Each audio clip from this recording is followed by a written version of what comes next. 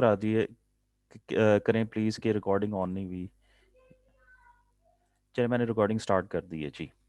जी बेटा, ओके मैं थोड़ा सा इसको रिवाइज कर दूं ताकि हम सब लोग एक लाइन पे एक पेज पे आ जाएं। तो अगर आपको याद होगा स्मूथिंग का कॉन्सेप्ट किस लिए होता है? जी बेटा, कोई बताना चाहे? स्मूथिंग क्यों करते हैं? सर एक्चुअली इसमें मसला क्या आता है कि वो जो आउटलायर वैल्यूज़ होती हैं ना, जैसे कि कोई अगर कीवर्ड एग्जिस्ट नहीं कर रहा हमारे डाटा सेट में, जी जी। तो उसकी वजह से वो जो प्रोबेबिलिटीज़ हैं वो ज़ीरो आ रही होती हैं, और जी मे जी। बी कि वो चीज़ एग्जिस्ट कर रही हो या उसका कुछ पार्ट हो उस ठीक है। सेंटेंस में, जी तो जी। उसकी जो प्रोबेबिलिटी को एडजस्ट करने के लिए हम उसको कुछ ना कुछ वैल्यूज़ दे देते हैं जी प्रोबेबिलिटी की, तो बिल्कुल जिससे ठीक। हमारे रिजल्ट्स कुछ बेहतर आना शुरू हो जाते बिल्कुल हैं। ठीक है, गुड, शाबाश, वेरी गुड। जैसे जीशान कह रहे थे बेटा, तो इसका आसान हल ये बेटा, यहाँ देखिएगा कि बायोग्राम, ऐसे बायोग्राम जो दो वर्ड्स यानी हम उनकी बात कर रहे हैं जो हमने कभी नहीं देखे हैं, यानी उनकी फ्रीक्वेंसी जो है काउंट उनका ज़ीरो है, तो बेटा जब उनकी कोई भी प्रोबेबिलिटी निकालेंगे तो प्रोबेबिलिटी ज़ीरो आएगी। तो ऐसा हम देख चुके हैं कि ऐसा एक्चुअली जो है वो गलत है। उसकी वजह ये है कि जो बहुत रेयर वर्ड हैं, या कोई ऐसे वर्ड भी होते हैं, कोई राइटर ज़्यादा वर्ड लिखते हैं, कई वर्ड्स के कॉम्बिनेशन को ज़्यादा यूज़ करते हैं, कुछ राइटर्स दूसरे वर्ड को ज़्यादा यूज़ करते हैं। तो उसमें हम ये नहीं कह सकते हैं कि जो हमने वर्ड देखा ही नहीं है उसे हम ज़ीरो की जो है वो काउंट दे दें या फ्रीक्वेंसी दे दें। तो उसकी प्रोबेबिलिटी को फिर एडजस्ट करने के लिए हमने देखा था कि हम स्मूथिंग का कॉन्सेप्ट यूज़ करते हैं।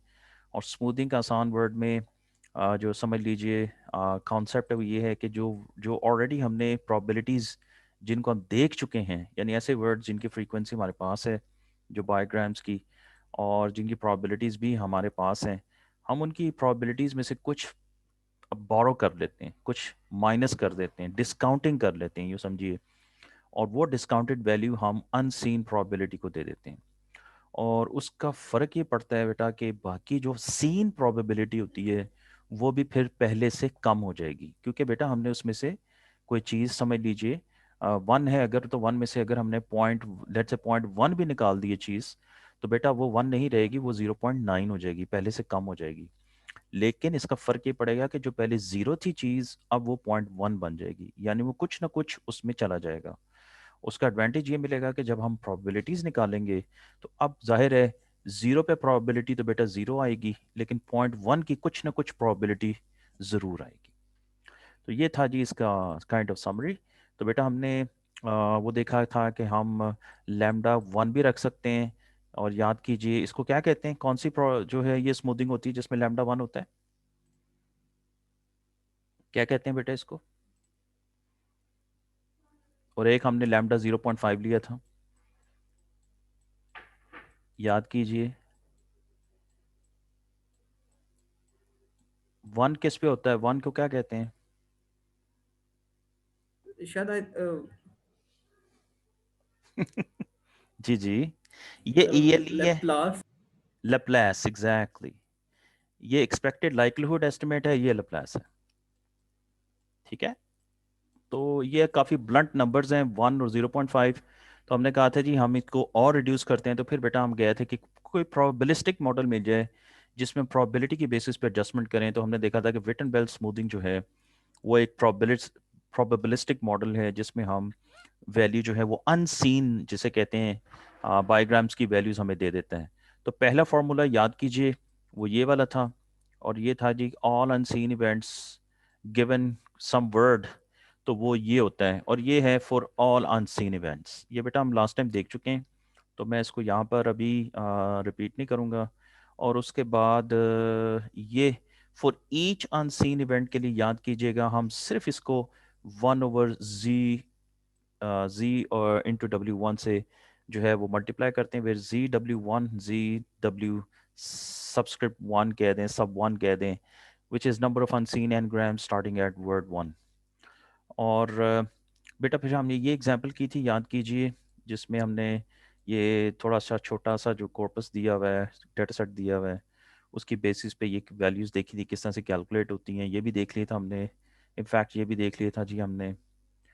और फिर हम बेटा इधर गए थे, हमने ये देखा था कि अब अनसीन बायोग्राम के लिए जो होते हैं वो ये वाला फार्मूला जो है वो आप अप्लाई करोगे। तो उसके बाद फिर हमने कहा था कि वो सीन इवेंट्स के लिए ये वाला जो फार्मूला है ये अप्लाई करेंगे। मेरे ख्याल में हम बेटा यहाँ पर थे लास्ट टाइम। जी सर, ये कर लिया हुआ था। ये कर लिया बेटा हमने। तो बेटा ये जो फार्मूला बेटा मैंने जो हाईलाइट किए ना ये आज के लेक्चर में ये इंपॉर्टेंट है। तो ये आपको ज़ुबानी याद होने चाहिए फ्रेंड, सीधी सीधी बात है, ठीक है। कहीं पे भी इसकी ज़रूरत पड़े तो ये आप जिसे कहते हैं अपनी मेमोरी से इनको रिप्रोड्यूस करें। अनफॉर्चुनेटली फार्मूलाज आपको गिवन नहीं होंगे, तो बेटा कम से कम इतना तो एफर्ट आपको करनी पड़ेगी कि आपको ये फार्मूला जो हैं ये मेमोराइज करने पड़ेंगे। ऑल्दो माई सेल्फ जो है मैं आई हेट दिस थिंग कि जी मुझे फार्मूला जो है वो याद करने पड़े, डजंट लुक नाइस। लेकिन चलें, ये हम ट्रेडिशनल मॉडल में यही कराते हैं जी। तो आपके लिए जनाब ट्रेडिशनल मॉडल चल रहा है, तो आपने ये फार्मूला जो है ये याद रखने हैं जी। फिर बेटा हमने याद कीजिए इसको एक एग्जाम्पल पे अप्लाई किया था, या कर लेते हैं आज ही। और ये एक वही रेस्टोरेंट वाली एग्जाम्पल है जो हम बार बार इस लेक्चर में यूज़ कर रहे हैं। These are the words, note कीजिएगा, वो टेबल बना हुआ है। एंड वी हैव, ये जो है ये फ्रीक्वेंसीज हैं इनकी, याद कीजिए। इसमें और भी वर्ड्स हैं, लेकिन नोट कीजिएगा ये 3 कॉलम अगर आपको नहीं दिए गए हैं, ऐसा क्वेश्चन आ जाता है आपको, असाइनमेंट में भी आ जाएगा। आई थिंक मैं एक असाइनमेंट बना लूँगा इसकी आज इंशाल्लाह, आज या कल, ताकि आप इस सारे कॉन्सेप्ट की, ये भी बड़ा कॉन्सेप्ट था लैंग्वेज मॉडलिंग का, इसकी भी प्रैक्टिस हो जाए। तो उसमें आपने बेटा ये 3 कॉलम खुद ही बना लेने हैं, NW, TW और ZW, ठीक है। सीन बायोग्राम्स और सीन बायोग्राम टाइप्स, ये याद रखिएगा। बायोग्राम्स और टाइप्स में क्या फ़र्क होता है? टोकन्स में और टाइप्स में क्या बेटा फ़र्क होता है? ये पता होना चाहिए आपको, बताया भी था बेटा। अस्सलाम वालेकुम सर। जी जी वालेकुम सलाम। अच्छा सर, जो टाइप्स होती है ना वो हर एक वर्ड की टाइप होती है कि वो कितनी दफा आया है, और टोटल वर्ड्स की जो होते हैं ना वो वैल्यूज वो होते हैं हमारे टोकन्स। मतलब दी 2 दफा आया तो वो एक ही टाइप काउंट होगा। ठीक है, गुड। तो ये समझिएगा बेटा ये उसकी वोकेबलरी वैल्यू है, ठीक है। ये उसकी वोकेबलरी वैल्यू है कि यानी वो वर्ड जैसे आपने कहा, जैसे द है, अगर द का वर्ड आ गया है तो वो लेट से, नोट कीजिएगा, अगर वो 100 टाइम्स आया है तो बेटा ये उसका टोकन का काउंट होगा यहाँ। लेकिन द क्योंकि खुद एक है, एक चीज़ है, एक वर्ड है, तो ये समझिएगा कि ये वो यहाँ है, ओके। ये उसकी टाइप है 1। इसी तरह से हर वर्ड का हम ये करेंगे कि बेटा हम हर वर्ड की फ्रीक्वेंसी जो होगी उसकी एफ वैल्यू, एफ समझ लीजिए फ्रीक्वेंसी, वो ये 100 है। तो यहाँ पर नोट कीजिएगा कि जो इसकी फ्रीक्वेंसी आई है वो 3437 है, और टाइप्स जो हैं वो 95 हैं। और इसी तरह से जो अनसीन होंगी वो फिर 1521 होंगी, ठीक है। ये अगेन ये वैल्यूज़ वो हैं, और ये कैसे निकाली गई हैं, ये कुछ हमें वैल्यूज़ गिवन हैं, ओके। सो इसकी बेसिस पे हमारे पास जो वोकेबलरी का बेटा जो टोटल काउंट है यहाँ पर वो भी गिवन है, दो है, वो है 1616, ओके। तो अब नोट कीजिएगा कि अगर मैंने ये वैल्यू कैलकुलेट करनी है, ये वाली वैल्यू, तो ये कैसे निकलेगी?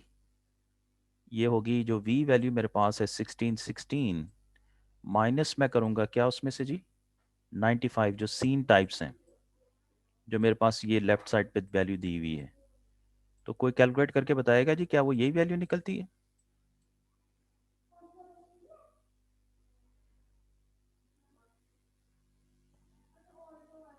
जी बेटा। ये ऐसे ही निकलती है। जी जी सर, बेटा। यही है उत्तर। तो बेटा ये नोट कीजिएगा, ये मैंने हाईलाइट कर दी है। तो जी डब्ल्यू जो है बेटा वो आप 1616 वी की जो वैल्यू है याद रखिएगा, जो वोकेबलरी वैल्यू है उसके यूं इंडिकेट करते हैं, लास्ट लेक्चर में बताया था बेटा मैंने आपको।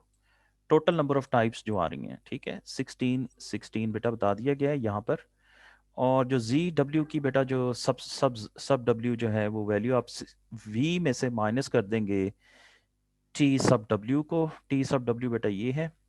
तो इस तरह से बेटा ये वैल्यूज़ आप सारी जो हैं ये कैलकुलेट कर सकते हैं, ठीक है। तो आई होप ये टेबल आप बना लेंगे आराम से। सिर्फ आपको ये वाली वैल्यूज़ चाहिए जो काउंट्स हैं, और सीन बायोग्राम टोकन्स ये, और आपको बेटा ये वाली वैल्यूज़ चाहिए, प्लस आपको वोकेबलरी की वैल्यू चाहिए कितनी है, तो आप फिर अनसीन जो हैं वो आराम से माइनस करके निकाल सकते हैं। ठीक है,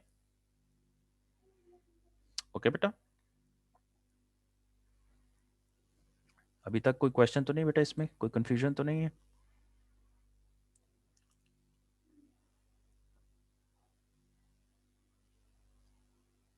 बेटा मेरी आवाज़ आ रही है आपको? Yes sir. जी, तो इसी तरह से नोट कीजिएगा, ये जो अगर हम देखना आई लंच, ये अनसीन बायोग्राम है। आई लंच वो कैसे, यहाँ पर देखेंगे कि यहाँ पर आई के बाद जो लंच है वो ये देखें, उसका फ्रीक्वेंसी कितनी है? ठीक है, 0 है। इसका मतलब है आई लंच जो है ये अनसीन है। तो इसकी जो फ्रीक्वेंसी बेटा याद कीजिएगा, वो जो फॉर्मूला था ये वाला, इसे आप अप्लाई करेंगे और आई लंच के टेबल में उसके कॉलम में जाके आपको ये पता चल गया कि टी ऑफ आई जो है वो 95 है और जी ऑफ आई 1521 है, जो अभी हमने कैलकुलेट की है। ये देखें, ये 95 और वो 1521, और उसको आप एन ऑफ आई जो कि एक्चुअली 95 ही है, और सॉरी 34 37 है एन ऑफ आई, रिमेंबर ये, यहाँ देखें जो एन ऑफ आई है वो ये है टोटल। ये एन ऑफ डब्ल्यू का मतलब है यहाँ पर आप आई लगा लें, कोई भी वर्ड लगा लें जो जिसके ऊपर आप कैलकुलेशन कर रहे हैं, तो डब्ल्यू यहाँ पर जो है वो आई रिप्लेस कर रहा है डब्ल्यू को। तो इसमें बेटा आप ये वाला वैल्यू निकालेंगे तो 0.06 आ जाएगी। इसी तरह से जो सीन बायोग्राम है वांट टू, अब वांट टू जो है ये सीन है, वो कैसे, यहाँ से देखिएगा, ये देखें वांट और टू, ये 786 टाइम्स आया है, ये देखें। ये बेटा देख रहे हैं? जी यस सर। सर। सर एक चीज़ पूछनी थी जी जी। कि ये जब हमें कोई प्रॉब्लम दी होगी तो हमें एन ऑफ डब्ल्यू और टी ऑफ डब्ल्यू जो है वो गिवन होगा या हमें फाइंड करना होगा? नहीं, वो गिवन होगा आपको। वो गिवन होगा, चलें ठीक है। जी, नॉर्मली तो गिवन होता है बेटा। अगर तो डेटा देखें ना, ये जैसे ये टेबल है, अभी ये देखें ना, ये कंटिन्यू कर रहा है, एग्जाम्पल दी गई है आपको, कंटिन्यू कर रहा है, तो जाहिर है इसमें से यस सर। वैल्यूज़ आपके लिए, आपको अगर दे दी जाए तभी आप कैलकुलेट करेंगे, वरना तो फिर बहुत टाइम लगा देंगे आप सिर्फ काउंटिंग करने में कि सीन टोकन कितने हैं और सीन टाइप्स कितनी हैं। लेकिन अगर डेटा बहुत कम दिया हो, सोचें छोटा टेबल दिया हो, तब आपको मे बी कहा जा सकता है कि जी आप ये खुद भी कैलकुलेट कर लें, निकाल लें, क्योंकि वो आप काउंटिंग आराम से कर सकते हैं। तो हमने देखना होगा कि हमें टाइम कितना मिला है क्वेश्चन के लिए, तो जाहिर है बेटा हमारी कोशिश होगी कि आपको टाइम के अंदर आप वो क्वेश्चन कर सकें। ठीक है, okay. Want okay to sir. की बात हो रही थी, तो क्योंकि ये सीन बायोग्राम है बेटा, इस पे ये वाला फार्मूला जो है वो आप सीन वाला अप्लाई करेंगे, ये वाला फार्मूला। और यहाँ देखिए काउंट ऑफ वांट टू, वो 786 अभी मैंने हाईलाइट किया था, मल्टीप्लाई कर देंगे आप एन ऑफ वांट से। ठीक है, एन ऑफ वांट पे जाएंगे बेटा आप, तो प्रीवियस, सॉरी एक मिनट, ये तो एन ऑफ वांट देखिएगा, नोट कीजिएगा ये, तो ये एन ऑफ वांट है जी 1215। तो यहाँ 1215 over 1215 plus 76, T of want जो है वो 76 है, ये देखें, ये टी ऑफ वांट 76 है। तो सिमिलरली ये इसकी जो है वो समझ लीजिए काउंट आ गया इसका। ठीक है, ये काउंट है, याद रखिएगा। ठीक है, तो वो काउंट जो था वो 0.06 है, ये काउंट 739.73 है। इसी तरह से, तो अगर हम बेटा ये खुद करते जाएं तमाम को, नोट कीजिएगा, ये देखें, ये जैसे ये वैल्यू रिप्लेस हो गई यहाँ पर, और आई लंच की जो वैल्यू है वो ये हो गई, ये देखें 0.06। तो नोट कीजिएगा पहले आई लंच 0 था, तो आइडिया यही है कि जहाँ जहाँ ज़ीरोज़ हैं उनको हम स्मूथ कर दें। ठीक है ना, उन वैल्यूज़ को बेटा हम स्मूथ कर दें, उनको रिप्लेस कर दें विद सम वैल्यूज़। और वो सम वैल्यूज़ निकालेंगे कैसे, अगेन जो अनसीन है उसके भी काउंट निकालने का तरीका हमें पता है, जो जो सीन है उसका भी काउंट निकालने का तरीका हमें पता है। तो बेटा वो तमाम हम इन दो फार्मूलाज की मदद से, नोट कीजिएगा, अगर हम रिप्लेस करते जाते हैं तो देखेंगे कि जो सीन है वो कम होते जा रहे हैं। ये देखें, तो पहले आई आई जो था वो 8 था, नोट कीजिएगा, ये देखें, अब आई आई की वैल्यू जो है वो 7.78 हो गई है। इसी तरह से वो वॉट जो है वो 1087 है। अगर आप देखें तो अब जो है वो 1057.76 हो गई एंड सो ऑन। और जो जो ज़ीरो थे, जैसे 2 है वो ज़ीरो था, तो 2 को यहाँ पर नोट कीजिएगा, एक वैल्यू मिल गई है, दैट इज़ 0.061। तो दिस इज़ हाउ जी आप विटन बेल की इक्वेशंस की मदद से आप डेटा को स्मूदन कर सकते हैं। जी बेटा, क्वेश्चन यहाँ पर।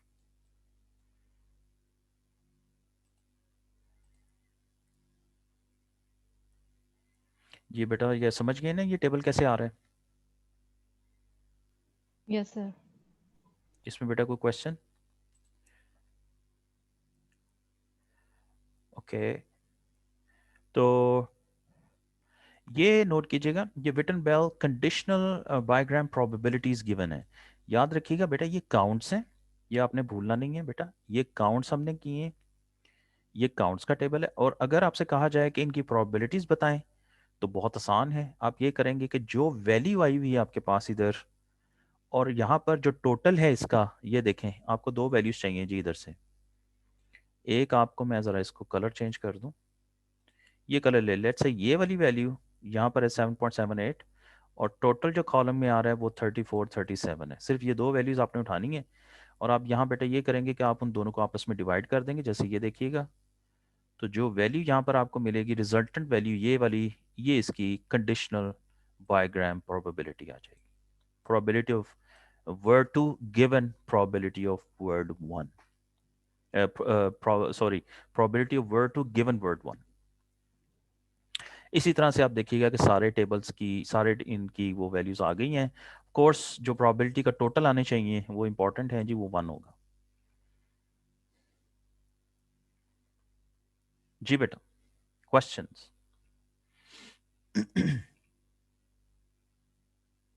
सर एक क्वेश्चन था कि ये काउंट पॉइंट्स में क्या क्यों मतलब? काउंट पॉइंट्स में यहाँ पर बेटा, एक मिनट, पिछले टेबल में। जी बेटा, अच्छा पिछले में। जी जी पिछले पे ही है, हाँ जी बताएं। अच्छा इसमें ये काउंट्स की बात करें तो ये काउंट्स को हम पॉइंट में क्यों ले रहे हैं? मतलब अगर एक काउंट है तो लेट्स से 0.06 काउंट का क्या मतलब होगा? बेटा वो देखा ना, ओरिजिनल काउंट तो ये है ना, आप इस टेबल को देखो। सर ठीक है, ये देखो गौर से, मैं ज़रा कलर लेके आपको बता दूं। देखें, यहाँ पर काउंट्स हैं कुछ, तो ये तो बनते हैं ना कि ये जो चीज चले 8 है, 1087 है। हमने बेटा स्मूथिंग करनी है, ये जीरो का क्या करेंगे अब हम? तो हम तो बेटा स्मूथिंग कर रहे हैं ना। इसी तरह जी इन सर जीरोस का क्या करेंगे? ठीक है। इसी तरह बेटा इन जीरोस का ये जो है इनका क्या करेंगे, एंड सो ऑन। तो बेटा बात ये है कि जो कॉन्सेप्ट है स्मूथिंग का, वो यही कहता है कि जो नॉन है, जैसे 8 है, जैसे 1087 है, इनके अंदर से कुछ वैल्यू इनसे ले लो, और जो अननोन है, जीरोस है, उनको दे दो। अब वही हम कर रहे हैं बेटा, जब आप वैल्यूज निकाल के उनको दोगे, जैसे ये मैं बात कर रहा हूँ, तो वो 8 से कम हो गई, जाहिर है वैल्यू उसमें से जो थोड़ी सी हमने ले ली है उससे, और जो अननोन थे, नोट कीजिएगा ये सारे, उनको कुछ वैल्यू मिल गई। ठीक है ना, ये वाली चीज। अब आपका जी कॉन्सेप्ट, ठीक है। आप ये कहना चाह रहे हो कि जी ये 0.061 का क्या काउंट है, ठीक है ना? तो बेटा बात ये है कि ये काउंट ये बता रहा है कि आई के बाद टू जो है ना, अगर आप देखें इसको, आप यूं पढ़ेंगे ना कि आई वर्ड पहले आया और टू उसके बाद आ गया। तो आई जो टी और टू है, ये शायद ही आप कभी आपने पढ़ा हो, कोई सेंटेंस पढ़ा हो जो आई और टू है, उसके बाद कोई तीसरा वर्ड, ऐसा शायद ही कभी आपने पढ़ा हो। कोई पढ़ा है जी कभी कोई सेंटेंस? न सर। एग्जैक्टली यही वजह है बेटा कि यहाँ पर उसका काउंट जीरो है। बेटा प्रॉब्लम में ये आती है कि जब हमने बाकियों की जो प्रोबेबिलिटीज कैलकुलेट करनी है, तो इन जीरोस की मदद से प्रोबेबिलिटीज सारी जो हैं वो जीरो हो जाती हैं। ठीक है, तो उसको स्मूदन करने के लिए फिर ये हम डिस्काउंटिंग कर रहे हैं, और यहाँ पर जो हमें जो काउंट की वैल्यू मिलेगी, जाहिर है वो बहुत छोटी वैल्यू मिलेगी। ओके जी ठीक है सर। जी। जी कोई और क्वेश्चन बताइए, ये वैसे एंड हो गया इसका, ये स्लाइड्स एंड हो गई हैं जी।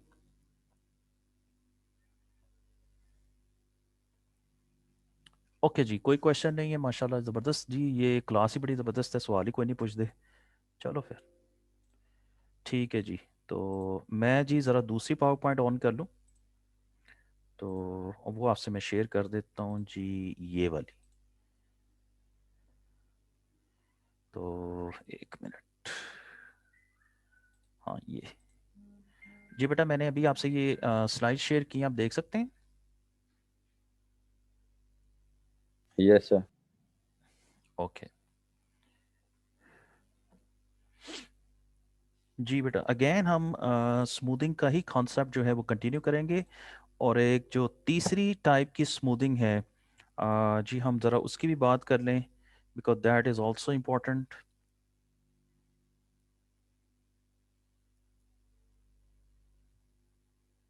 Okay, so what we have done so far.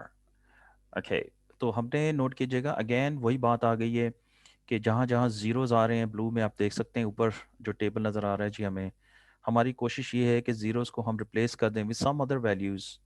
और इसको रिप्लेस करने के लिए basically we have seen many techniques actually, जिसमें से एक जो थी वो ये कहती है कि जी इनको 1 से रिप्लेस कर दो, एक जो है वो कहती है इनको 0.5 की वैल्यू दे दो।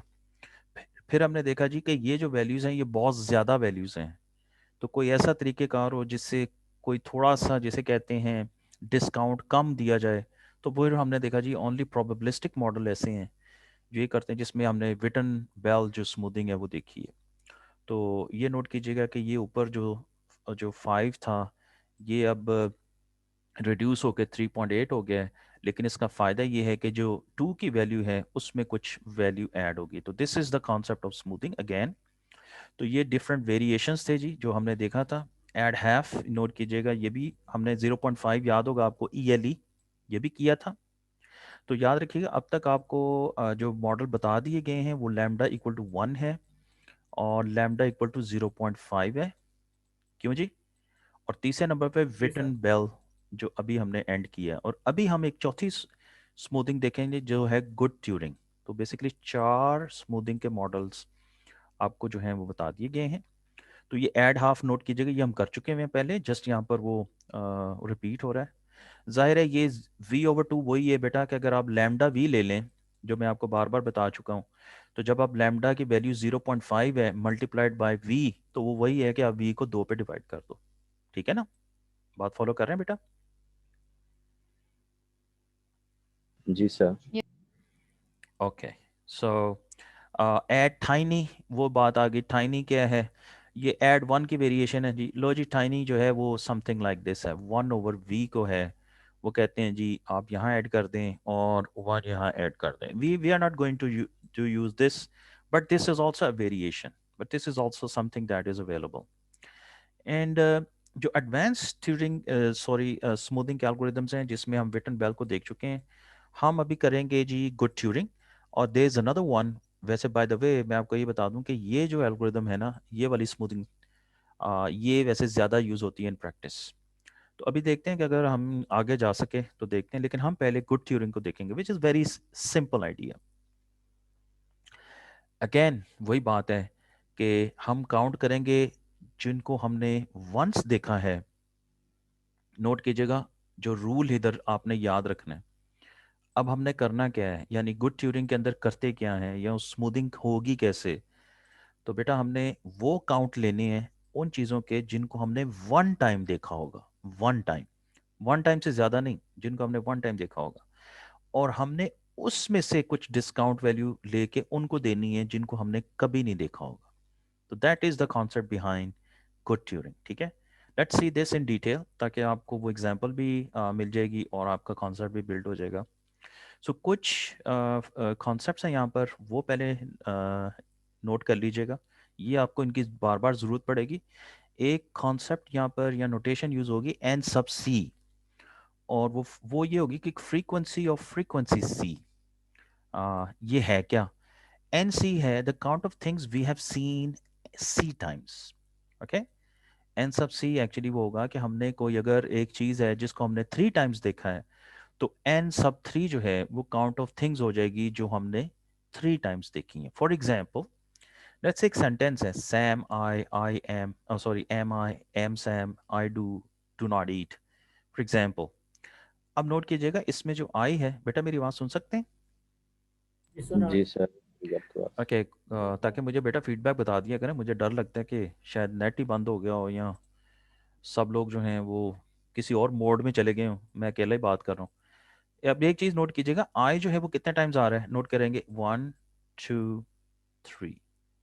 ओके, सो आई की काउंट हमने ले लिया, या समझ लीजिए फ्रीक्वेंसी 3 आ गई। ठीक है, जहां पर बेटा कोई क्वेश्चन हो मुझे बताते जाना प्लीज। सैम, सैम 2 टाइम्स आया है, ये देखें Sam 1 time, Sam 2 time. Am, इसी तरह से बेटा हम एम देखेंगे 1 टाइम 2 टाइम। डू, इसमें डू जो है वो 1 टाइम आ रहा है। नॉट, नॉट भी 1 टाइम आ रहा है। और ईट, ईट भी हम 1 टाइम आ रहा है। ओके, सो इनके लिए बेटा इन तमाम काउंट्स को रिप्रेजेंट करने के लिए हम एन सब सी की नोटेशन जो है वो यूज करेंगे। और सबसे पहले नोट कीजिएगा क्या है, एन सब 1, वो तमाम आइटम्स जो हमने 1 टाइम देखी हैं। तो 1 टाइम बेटा कितनी चीजें हैं जो देखी हैं हमने? सर डू, नॉट और जी ईट। जी बेटा नोट कीजिएगा, तो हमने 1 टाइम जो है वो 3 आइटम्स देखी हैं। तो बेटा ये एन सब सी 3 होगा, क्योंकि हमने 3 चीजें हैं, 3 वर्ड्स हैं जिनको 1 टाइम हमने देखा है। इसके बाद है एन सब 2। आई थिंक आपको कॉन्सेप्ट समझ आ गया। एन सब 2 बेटा नोट कीजिएगा, ये 2 जो हैं, 2 ऐसे वर्ड्स हैं जिनको हमने 2 टाइम देखा है। तो बेटा ये एन सब 2 जो है वो 2 हो गया। ठीक है, फाइनली बेटा इसमें एन सब 1 है, तो एन सब 1 जो है वो हमने 1 टाइम देखा है, ये गौर से देखिएगा। एंड दिस इज एन सब 3 विच इज इक्वल टू 1। जी बेटा यहाँ पर कोई क्वेश्चन है तो बताएं। सर एक किस्म का ये पेयर काउंट ही हो गया ना, कि जी जी सेम ऐसे ही नंबर है, of pair digits count count होगा। करना। जी पेयर काउंट होगा। But this is important concept बेटा, इसको याद रखना है आपने, अभी अभी अभी इस्तेमाल होने लगा है ये चीज। ओके, तो एन सब सी जो नोटेशन है वो basically frequency of frequency C जो होती है, the count of things we have seen C times. Okay, I hope आपको ये पता चल गया ये नंबर्स कहाँ से आए हैं। ठीक है, यस सर। मैंने कोशिश की है कलर कोड कर दूं ताकि आप जब लेक्चर रिपीट कर रहे हो तो आपको इजीली कलर कोडिंग जो है वो बना देती है। ओके, ना इसको यूज कैसे करना है, अब गुड ट्यूरिंग का फॉर्मूला क्या है, वो कैसे स्मूथिंग कैसे करेंगे। सो सपोज दैट कि एक एग्जांपल यहाँ गिवन है, बहुत आसान सी एग्जांपल है, आई थिंक ये बुक में भी गिवन है। तो वो ये कहती है, सॉरी ये, योर फिशिंग एंड सिनोरी फ्रॉम जॉश गुडमैन, ये एग्जांपल इन्होंने बनाई हुई है। उन्होंने कहा जी लेट्स से कि आपने 10 खास किस्म की फिश है, carp, 3 perch, 2 white fish, 1 trout, 1 Simon, 1 ईल, टोटल आपने 18 फिश जो हैं वो कैच की हैं। अब इसमें नोट कीजिएगा एन सी जो है, एन 1 जो है, 1 टाइम हमने कितनी है फिश जो जो कैच की हैं, 3। नोट कर रहे हैं। इसी तरह से हमने 2 जो है वो एक फिश है, तो हमने जो उसकी स्पीशीज ऑफ फिश है वो हमने काउंट की है, तो एन सब 2 1 है इधर। इसी तरह से बेटा 3 जो है हमने कैच की है वो भी एक दफ़ा ही है, एन सब 3 भी 1 है। हमने एक तरह की फिश है जो 3 दफ़ा कैच की है, और इसी तरह से एक फिश है जो हमने 10 टाइम कैच की है, तो एन सब 10 जो है वो 1 है। जी बेटा ये समझ गए हो ना मैंने कैसे वैल्यूज निकाली हैं। नहीं जी sir, kind of count of counts. जी काउंट ऑफ काउंट्स बेटा, वही बात है ना, फ्रीक्वेंसी ऑफ फ्रीक्वेंसी सी। जी बेटा ये वाली वैल्यूज आगे यूज होनी है, तो ये मेक श्योर कीजिए कि आपने ये अंडरस्टैंड कर ली अच्छे तरीके से। 10 carp, 3 perch, 2 whitefish, 1 1 1 1, एक दफ़ा एक दफ़ा एक दफ़ा, तो 3 ऐसे फिश हैं जो एक दफ़ा आई हैं। 2 वाली फिश जो है वो एक ही है, वो एक दफ़ा हमने कैच की है, वो 2 दफ़ा कैच की है समझे। 3 दफ़ा एक फिश कैच की है, 10 मरतबा एक फिश कैच की। ठीक है, how likely it is that next species is trout. जी ट्राउट आप देखिएगा कि कितनी दफ़ा, नोट कीजिएगा यहाँ गिवन है ट्राउट हमने वन टाइम कैच की है, तो जाहिर है कि ट्राउट हमने 1 टाइम कैच की है, 1 ओवर टोटल फिश कितनी है 18, तो बेटा उसकी जो प्रोबेबिलिटी आएगी वो 1 ओवर 18 आएगी। जी बेटा लेस देन 1 मिनट है, तो प्लीज़ इसी लिंक पे दोबारा ज्वाइन कर लीजिए। ठीक है, थैंक यू।